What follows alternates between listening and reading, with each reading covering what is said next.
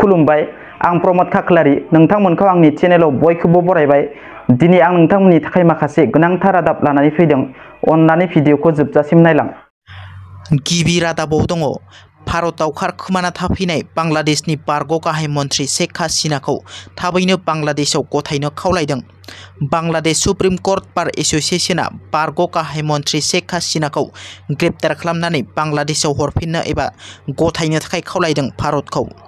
भारत आरो बांलादेशनि सोमोन्दोखौ गोरा एबा गोख्रोङै लाखिनो थाखाय SCBAनि आफादगिरि महबूब उद्दीन कक'ना भारताव खारखोमानानै थाफैनाय शेख हासिना आरो बिनानाव शेख रेहानाखौ ग्रेप्तार खालामनानै बांलादेशनो गथायना होनो भारतखौ खावलायो। सनितपुराव मोनसे गिख्रंथाव लामा जाब्रबथायाव सानै बर' सुबुंनि जिउ खहा जायो। सनितपुरनि 12 माइलाव जादों बे जाथाया। आसाम अरुणाचल सीमा खाथिनि 12 माइलाव गिख्रंथाव लामा जाब्रबथायाव सानै बर' लाइमोननि जिउ खहा जायो आरो सासे बर' लाइमोना गोब्राब जखम जायो। मिथिनो मोननाय बादिब्ला बे साथाम लाइमोना मटर साइकेलजों जाब्रबथाय जायो। मटर साइकेलजों जाब्रबथायाव जिउ खोमानांनाय सानै लाइमोनखौ सारिदुवार पुलिस थानानि सिङाव थानाय सोनाब खैलाजुलिनि 31 बोसोर बैसोनि थुलुंगा बसुमतारी आरो 30 बोसोर बैसोनि पुष्प रामसियारि होनना मिथिनो मोन्दों। बे जाथायाव गोब्राब जखम जानाय सासे रंजाली रामसियारिखौ गोब्राब हालतआव तेजपुरसिम दैथायहरनाय जायो। बर' सावथुन मुलुगनि मुंदांखा फावखुंग्रि संगिना ब्रह्मनि गोदान महर। संगिना ब्रह्मनि बे गोदान महरखौ रायजो राजाफोरा थाबैनो सावथुनाव नुनो मोनसिगोन। दिङा प्रडाक्शननि बेनाराव थाबैनो नुसिगोन गाब गैयै जायख्लं मुंनि आबुं बर' सावथुनखौ।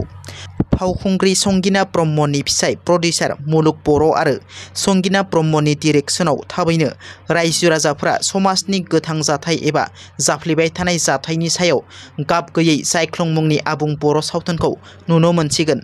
बे सावथुनाव संगिना ब्रह्मआ डिरेक्शन खालामनायजों लोगोसे फावबो खालामनाय नुनो मोनगोन आरो बे सावथुनाव संगिना ब्रह्मनि गोदान महरखौ थाबैनो नुनो मोनगोन।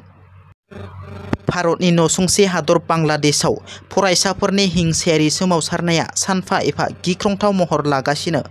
बांलादेशनि गाहाय मन्थ्रि शेख हासिनाया गाहाय मन्थ्रि बिबानखौ एंगारनानै भारताव थाफैनायनि उनाव बांलादेशआव थासारिया गिख्रंथाव महर लादों। गोबां खौरां बिजों आरो समाजारि बिजोङाव फोसावनाय बादिब्ला सोमावसारगिरिफ्रा बांलादेशनि हिन्दुफोरखौ बांसिनै थांखिदों। बांलादेशनि हिन्दुफोरनि न'-बां मन्दिरफोरखौ सावनायजों लोगोसे धन सम्पति लुथिगासिनो सोमावसारगिरिफोरा। बेबादि हिन्दुफोरखौ थांखिनानै गाग्लोबनायनि थाखाय गिखांनानै सोनाब बेंगलनि जलपाईगुड़ियाव थानाय भारत बांलादेश सीमायाव गोबां बांलादेशी हिन्दुफोरा भारताव हाबफैनो थाखाय होंगो दोंगो जानायखौ नुनो मोन्दों। भारताव बेबादि आयेन बेरेखा हाबफैनो नागिरनायखौ BSFफोरा होबथायो।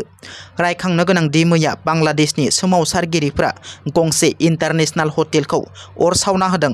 हटेलाव अर खामनायनि उनाव सा 24 सुबुंफोरा अर खामनानै जिउ खहा जायो।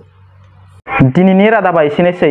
नोंथांमोना जुदि आंनि रादाबखौ खोनासंनानै मोजां मोनदोंब्ला अन्नानै लाइक शेयार आरो साबस्क्राइब खालामनो दाबाव लोगोसे बेल आइकनखौ थुनो दाबाव जाहाथे आंनि गोदान भिडिअआ नोंथांमोननिसिम थाबैनो सहैनो हायो।